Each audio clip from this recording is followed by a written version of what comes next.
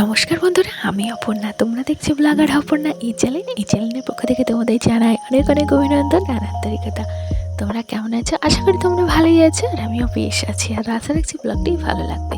তো সকালবেলায় আমার ছেলের কান্না দিয়ে আজকে ব্লগটা স্টার্ট করলাম, কারণ আমি ক্যাপচার করে রাখলাম ও কীভাবে কান্না করতো ছোটোবেলায়।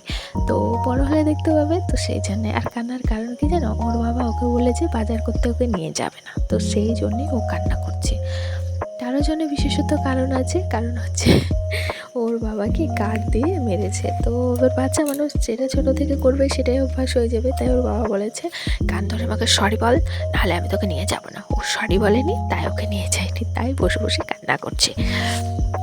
তো একটু ডিটেলসটা জানিয়ে দিলাম আমার ছেলের কান্নার। আর তারপরে দেখো রান্নাবান্নার আয়োজন করে চলে এসেছি রান্না করতে। তো ঢ্যাঁড়স আলু ভাজা করবো আর ডাল করবো প্রথমে ভেবেছিলাম, তাই ভাতের মধ্যে ডাল সিদ্ধও দিয়ে দিয়েছি। কিন্তু ওই যে আমি ভাবি এক, আমার হাজব্যান্ড করে আর এক, ও মাছ আনতে গেল, কারণ কালকে শনিবার, তো সেই জন্য নিরামিষ হবে, তো তাই আজকে মাছটা নিয়ে আসতে চলে গেছে। তো যাই হোক, এদিকে দেখো আমি ভেন্ডি আলুটা ভাজা করে নিই। তো আমাদের মেয়েদের কি বলতো, হাজব্যান্ড যেটা বলবে, যে পথে চালাবে সেই পথেই চালিত হতে হয়। কারণ আমাদের স্বাধীনতা থাকলেও সেইভাবে কিন্তু আমরা এখনো পর্যন্ত স্বাধীন হয়নি। আমরা যেই কালকার মেয়ে সেই কালকার মেয়েই আছি। তো যাই হোক, দেখো এখন এই গাছের শুশ্রূষা ব্যবস্থা করতে চলে এসেছি। আর কিছুটা জানো তো, এই মানে মাটির যে টবটা দেখছো সেটার মধ্যে না কিছুটা ছোলা মানে খাওয়া হয়নি, পড়েছিল, তো আমি ওখানে রেখে দিয়েছি। তো দেখছি এখন ছোলার গাছ সুন্দরভাবে ট্যাগিয়ে গেছে। তো বেশ ভালো লাগলো ব্যাপারটা দেখে। তো যাই হোক, দেখো এখন আমি এই গাছে জল দেওয়ার পর্বগুলো মিটিয়ে নিচ্ছি। আর এখানে গামছাটা দিয়ে রেখেছি, কেন বলো তো? কারণ হচ্ছে পাড়ার সকলে মিলে যায় আর এবং কী করে আমাকে জিজ্ঞাসা করে, এবার যদি দেখে ক্যামেরা, তো তাদের টোন টিটকারি শুরু হয়ে যায়। আমি তাদের টোন টিটকারির মধ্যে পড়তে চাই না। আমি যখন একটা কাজ করব, আমি কেন তাদের জানিয়ে করব, তাই না? তো তারা তাদের মতন থাকুক, আমি আমার মতন থাকি, আমার প্রয়োজন নেই তাদের জানিয়ে তাদের টোন টিটকারির শিকার হতে। আর কিছু কিছু খারাপ মানুষের জন্য ভালো পথটা যেটা আমাদের খারাপ হয়ে যাক, সেটাও আমি চাই না। তারা তাদের দিশায় হাঁটুক, আমি আমার লক্ষ্যে থাকি, তাই না? তো তাদের জন্যে কেন আমি পিছিয়ে থাকবো বলো তো বন্ধুরা? তারা ভাতেও না সাথেও না, শুধু তারা মানুষের ভালো দেখলে পরে কখন তারা কিভাবে ক্ষতি করবে, কখন কিভাবে তার পিছনে লেগে থাকবে, এই একটা চিন্তাধারা। তো তাদের চিন্তাধারা তো আমি বদলাতে পারবো না, তো থাকুক না তারা তাদের মতন, আর আমি আমার মতন থাকি। তো যাই হোক বন্ধুরা, দেখো ভেন্ডিটা ভাজা হয়েও গেছে, মানে অনেক কাজকর্ম হয়ে গেছে। আর এই যে এখন আমি ভাতের এই যে উপরটা দিয়ে দিচ্ছি, কারণ এই দিক থেকে ওদিকে ট্রান্সফার করছি, এইদিকে রান্নাটা বসাবো। আর ওই দিকটা তো খুব একটা ভালো চলে না ওভেনটা, তার জন্য ওটা বন্ধ করে দিলাম। আর এই যে এখন পেঁয়াজ ফোড়ন দিয়ে দিয়েছি, কারণ এখন ডাল করব সেই জন্যে। আর তার আগে ভাতটা উপর দিয়ে দিই, পেঁয়াজটা ওদিকে ভাজা ভাজা হতে থাকে, এদিকে ভাতটা উপরও দিয়ে দিই। উপর দিতে একটু টাইম লাগে। এই যে দেখো পেঁয়াজটা হালকা ভাজা ভাজা হয়ে গেছে। এবার মসুর ডালটা দিয়ে দিলাম, এটা তো আমি ভাতের মধ্যে সিদ্ধ দিয়েছিলাম। আর তারপরে এই যে হাজব্যান্ড বাজার করে চলে এসছে, নিয়ে এসছে ম্যাগি আর নিয়ে এসছে পাবদা মাছ। তো পাবদার আজকে তেল ঝাল রান্না করব, তবে হ্যাঁ সেই মশলা তেল ঝাল দিয়ে না, যেহেতু ওই তেল ঝাল মশলা আমি খাই না। তোমরা আগের পুরনো ব্লগগুলো দেখবে, তাহলে বুঝতে পারবে যে তেল ঝাল মশলা ছাড়াই আমি রান্না করে থাকি বরাবরই। অনেকে আবার কেউ ভাবে কারোর দেখে, কিন্তু না গো। আর একটা কথা, কারো দেখে যদি আমি ভালো কিছু শিখতে পারি, তো শিখি না, তাতে ক্ষতি কী, তাই না? তো যাই হোক, দেখো এখন এই যে ডালের হয়ে গেছে ব্যবস্থা করা, মানে ডালটা হয়ে গেছে, এখন মাছটা বসিয়ে দেবো। তো আজকে মাছ ভেজে রান্না করব না, কাঁচায় রান্না করব, কারণ এই মাছ খুব নরম আর খুব ফাটে। যাই হোক, কাঁচা রান্না করে দেখি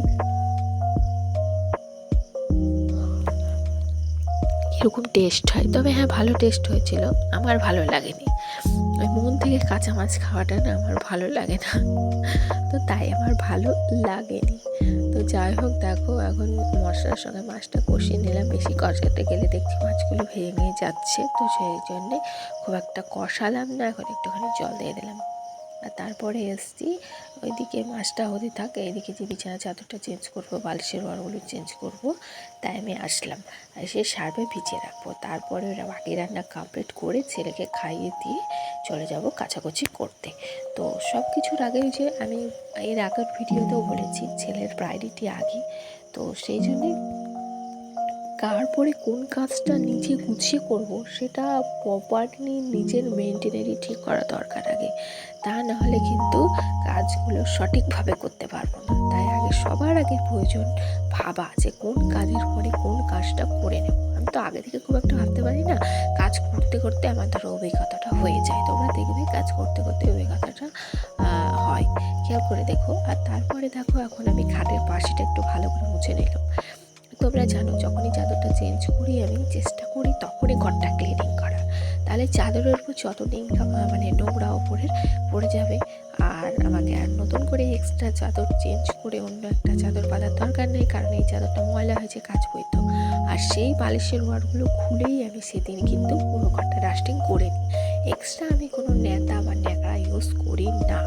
তো যাই হোক দেখো এখন ওপরের এই যে এগুলো একটু ঝেড়ে নিলাম, অনেক কদিন হয়ে গেল তো নামিয়ে ঝেড়ে পরিষ্কার করা হয় না। তো ভাবছি পুজোর মধ্যে ওই ঘরটা ছাড়বো, আলমারিটা সরিয়ে এই যে পর্দাটা দেখছো সেটা কাচবো। তো এসব ব্যাপার আছে, সেদিনকে সারাদিনই বলতে পারো আমার ক্লিনিংয়ের কাজে লেগে যাবে। তো সেদিনকে কী করবো যেন, ঘর ছাড়ার দিনকে দুটো ডাল ভাত রান্না করে রেখেই কাজগুলো করে নেবো, কারণ ওই হিজিবিজি হাড্ডা রান্না করতে গেলে এত কিছু হবে না।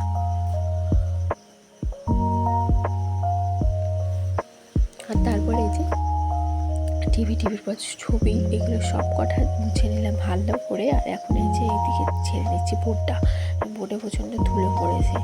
আর তারপরে এই যে দরজাটা একটু ভালো করে ক্লিনিং করে নিলাম, কারণ তো দরজাটা তো নোংরা পড়ে, তাই না? যেখানে হাতি সেখানে দেখি ধুলো, আর আমি ঘেমে পুরো স্নান হয়ে গেছে। আর তারপরে দেখো এখন এই টুলটা এখন মুছে নিচ্ছি, টুলটা মুছে নেওয়ার ফ্লাওয়ার ভাসগুলো সুন্দর করে একটু একটু করে মুছে রেখে দিলাম, কারণ এগুলো তো ধুলো পড়ে হাত দেওয়া যায় না, আর আমার ছেলে মেয়ে ঠিক রাখতে দেয়ও না। তো যাই হোক ওইদিকে ডাস্টিং করে চাদরটা তুলে ফেলছি, এখন তুলে ফেলে সার্ফে ভিজিয়ে দেবো। তার আগে বিছানাটা একদম ঝেড়ে ক্লিনিং করে নিই।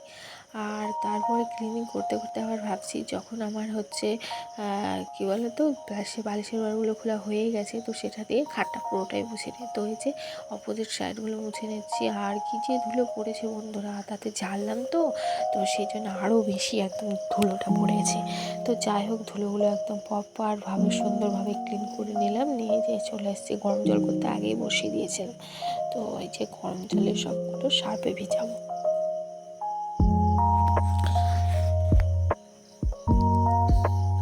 দেখো যেমন বলা তেমন কাজ, একদম সার্ফে ভিজিয়ে দিচ্ছি এক এক করে জামা প্যান্ট, শুধু তো বিছানার চাদর নয়, আমার নাইটি আছে, মেয়ের জামা প্যান্ট আছে, তো এগুলোই আর কি। আর এই যে দেখো এখন সার্ফে ডুবিয়ে দিলাম, কিছুক্ষণ ভিজে থাকবে, তারপরে এখন ছেলেকে খাওয়াতে তো 1 ঘন্টা টাইম লাগবে। আর তার আগে এই যে মাছের ঝোলটা হয়ে গেছে, নামিয়ে নিচ্ছি, নামিয়ে নিয়ে সঙ্গে সঙ্গে চলে যাব ছেলেকে খাইয়ে দিতে। তো ছেলের খাওয়ানোর ভিডিওটা আজকে তোমাদের সঙ্গে শেয়ার করিনি। তো তারপরে এই যে ছেলেকে খাইয়ে দাইয়ে সার্ফে কেচে তারপরে যে আমি এসেছি গ্যাসওভেনটা মুছে নিতে। কেন বলো তো, আগে সার্ফে কাচলাম, কারণ ওই বিছানা চাদর শুকোনোরও ব্যাপার আছে, রোদ তো খুব একটা ভালো হচ্ছে না, এই রোদ হচ্ছে এই আবার ঝাঁক হচ্ছে, কখন যে কোনো মধ্যে বৃষ্টি হয়ে যাবে। বৃষ্টি এসেও ছিল, সেই ভিডিওটা নেক্সট ভিডিওতে শেয়ার করে দিয়েছি, দেখে নিও। আর এই যে এখন দেখো ওই সার্ফে কেচে মেলে দিয়ে এগুলো মুছে নিচ্ছি, কারণ এগুলো তো কিছুই মোছা হয়নি, তাড়াহুড়ো করে তো কাজকর্মগুলো করছি, কারণ ওই যে বললাম জামা কাপড়গুলো শুকোনোর ব্যাপার আছে, শুধু